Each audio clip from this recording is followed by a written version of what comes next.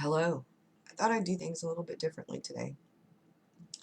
I wanted to talk about journaling.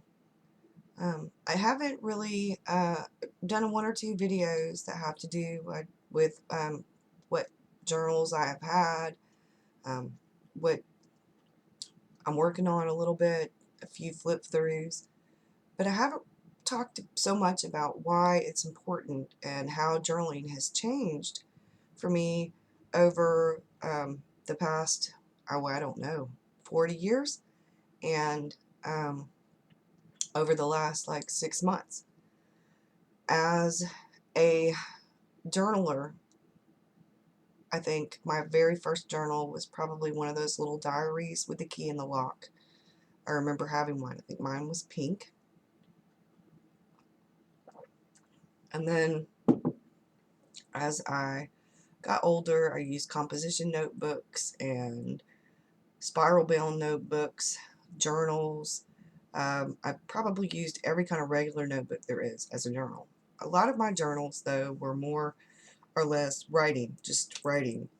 Every now and again, I'd stick a newspaper article in there, or a picture, or a ticket, or a receipt, or like a concert ticket stub, or something like that. But I wish I had those journals now. I don't. A lot of my journals got boxed up, thrown away, lost um, in different moves, and then Um, but over the past few years, my journaling has kind of changed, especially the last few months. I have gone from just writing to keeping a writer's Bible and journaling about my writing, like character sketches and outlines, and I actually write that stuff in a notebook. Um, I have also gone from regular just writing to adding artwork, stickers, scrapbook paper, pictures, um, ephemera, all kinds of different things. I have a personal journal that is my personal stuff, and then I have a practice where I do like artwork and practice and work on things. And then I have what I call my family journal, which I eventually want to pass down to my grandson, grandchildren, if I have more, but right now it's my grandson. And I draw pictures, add pictures, put stuff in there, so that later on he will at least have a year in the life of his Mimi, um, and it includes pictures of me, pictures of him, pictures of family members where I drew different things, that kind of thing. He'll have this stuff later. I wish I had some of the stuff like that from my grandparents' letters or journals or anything, some kind of, even just a scrapbook. I started a couple of years ago using Smash Books as kind of a journal. I don't know what they call it, but I put pictures and receipts and things like that in it. I have taken a lot of the paper out of this one and put it in the family journal or in my personal journal, adding stuff to it. Um, I've also switched from regular journals that you can buy, like, excuse me, at Barnes and Noble or Books a Million or Walmart or stationary places, to journaling in what is called a Hobonichi. They have, I did a do-it-yourself cover, and I found a journal at TJ Maxx for $3.50 clearanced, and it had this plastic book cover, and it has a little zip lock, and I have stickers and ephemera and stuff in there. But I have gone to, this is my regular everyday, I'm using it to practice drawing and to do journaling prompts and things like that. It will probably go to my like yesterday's prompt letter for the Fobonichi group on Facebook that I'm part of. is the letter G. The alphabet started March 2nd, and we're working on a letter every day. And so I used my grandson for the letter G. I drew the most of it, and then the rest of it are stickers that I added that kind of fit with the grandson theme. And then, like, Saturdays was the letter F, and I drew flowers. And the letter E, which was Fridays, I used the word every day. And I kind of put a bunch of different things that I use every day, that what it's been like for me. Like, I didn't draw a computer on there, it didn't have room, but I was going to put a laptop or a computer picture on there, but I ended up not having enough room. D, I kind of used, I used my husband. His name is David, and I did that, and there's a few stickers at the bottom of it right here, and then I drew some of it, and then there's some real pictures of from throwback pictures of him with the grandson, 2 years apart, from 2012 and 2014. He was a little tiny fella here, and he was born in July of 2012, so he was little itsy bitsy in that picture. And then C was, I used the Cup of Life, but it's got a coffee cup and some books and some papers and stuff like that. My Life in a Cup. I have been reading Danny Gregory's books, Everyday Matters and The Creative License. He talks about journaling and art journaling, illustrated journaling, whatever you want to call it, but you can do it however you want to. And then I have my, what is called a faux dory, but mine is actually, I don't know what, I bought mine from Buteo Bunker. So, I just call mine a traveler's notebook. But I have different inserts in here. One of the notebooks is thrown in here for my writing. Character stuff, outline stuff. Camp NaNoWriMo's coming, and I'm outlining my novel for it. And I've been working on how to improve my drawing. Like, for example, that's the stuff I drew for the one journal entry. I just put different things in here. Like that's, and then I have, I drew my breakfast and my lunch. I'm following the instructions in Danny Gregory's book. You're supposed to draw different things to improve your drawing. Like this is where my husband was snowed in when he was over the road. I haven't painted or colored those yet, but my husband and I went Sunday. We had a date Saturday, and I talked about it on Sunday. And we went to Starbucks, and it was our coffee date, and we each had a coffee, and he had a brownie, and I had a muffin.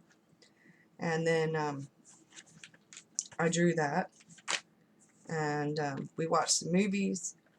I talked about that, nothing like, I mean, sometimes I journal about things that are on my mind because I have depression and ADHD and anxiety.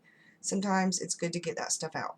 And so I'll talk about what's bothering me or what I need to work on, or I'll make a little list of things, or I think I have one journal entry where I talk about how frustrating it is that I can't draw faces very well, that I need to work on proportion. And I had some examples, and there's I think one journal entry where I talk about my character and in one of the books, and how that character's just not going in the direction that I thought the character was going to go. It's going in a completely different direction, and is this a good thing or a bad thing? And I put the pros and the cons to that, and whether I need to let the character go where it's going, or whether I want to follow like the outline strictly, because not a really big outliner. I'm a loose outliner. Usually let the story go where it takes me, and so I'm trying to find my way because I don't want to get so off track that I have to re-outline it, but I'm thinking that might be the case.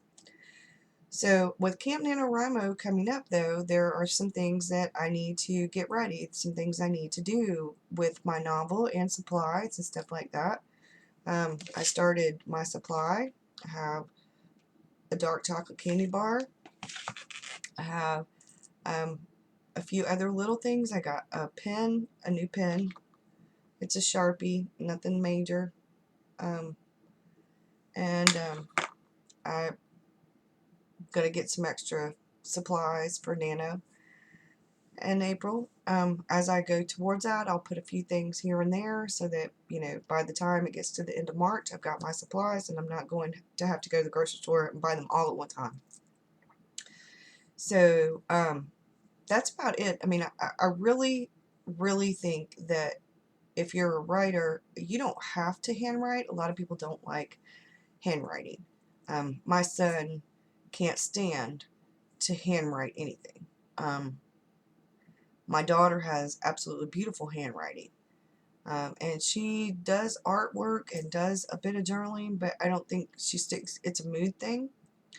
And I've been like that, but I have found over the last 3 or 4 months that the more I journal, especially art journaling, where I add in not just words but pictures, whether it's stickers or I draw, the more focused I become and the more relaxed I am. It has really helped me a great deal. For the first 2 weeks of surgery, I couldn't really do much of anything, and I couldn't sit at the computer and write, so I journaled. And over that 2-week period of time, I mentally felt so much better having done that. Um, I would not have thought that it would have been such a big thing, but it was. It really was. Um, Maybe it was because I wrote a lot. I didn't just draw, I wrote a lot too, and it helped, but it really does. And if journaling is your thing, there are several groups on YouTube and on Facebook. The Fobonichi group is one of the ones I am on, and Facebook. And a lot of people have taken this book that you can buy at Barnes & Noble. It's by Miguel Ruiz, and it's black, soft bound, flexible notebook. I think it has about 300 pages, and they use the graph paper, and they have made their Fobonichis out of it. There's a lot of YouTube videos about these two, and people are doing that. I got a used Hobonichi. She had only written on like one page, so I covered that page up with a postcard. It was a lot less expensive, and I wanted to try it, but I didn't want to spend that kind of money and something. I mean, not that, you know, $30 or whatever it is, it's really that much money, but then you have to buy a cover, and I just wasn't doing all that. So I did my do-it-yourself cover, and if I do buy, at the end of this year, when I do go to get a new one, I will, hopefully they'll have the A5 size in English, because mine is in Japanese. I can't read it. But I like the paper a lot, and I'm enjoying the process. And so I'm having a blast with all of this journaling and the writing. It's really brought out more of my creativity, and it's helped with my anxiety and my depression. So just FYI, I guess, you know, if you're interested in journaling, though, art journaling or visual journaling, illustrated journaling, whatever you want to call it, people call it by different names, check out some of the Facebook groups and the YouTube videos. You'll see them. All you need to put is Traveler's Notebook or Faux Dory or Faux Fobonichi. You can put in Hobonichi or Midori Traveler's Notebooks, and you'll see a ton of videos. People have flip-throughs. People show you how to set it up. People show you what they're doing with it. It's awesome. I mean, really, it is awesome. I would never have imagined. To me, this leather Traveler's Notebook, the leather will get darker. It's still new. It's still light. It's undyed leather. It smells delicious. I am waiting on, I will be getting a colorful one in. I am usually a bright colored. I love color. As you can see in my room, it's purple and red and aqua, with a lot of other things thrown in. But my husband and I got matching, I got us matching ones for our anniversary, and this is just for me to carry around. So it's going to get bumped up against all kinds of stuff in my purse, and the leather's going to get scuffed and marred, and it will darken, and I'm excited about that. But my colorful one is going to be my writer's Bible, and it won't really leave the house much. It's going to be loved and taken care of and protected just like this one will. But this one, it's okay if it gets scuffed and it darkens. You know, I'm not, you know, and eventually it will look more like Indiana Jones kind of thing, which is, to me, a good thing. But if you're interested in that, by all means, you can post a question below or whatever. If you guys want, just let me know, and I'll link a few things, because I'm not going to link anything right now. I want to make sure that, you know, if I know what you guys would be interested in. There's too many things to link, unless I know specifically what you would want. So if you have a question or a comment, by all means, post below. And I'll see you guys later, and have a good one. Bye.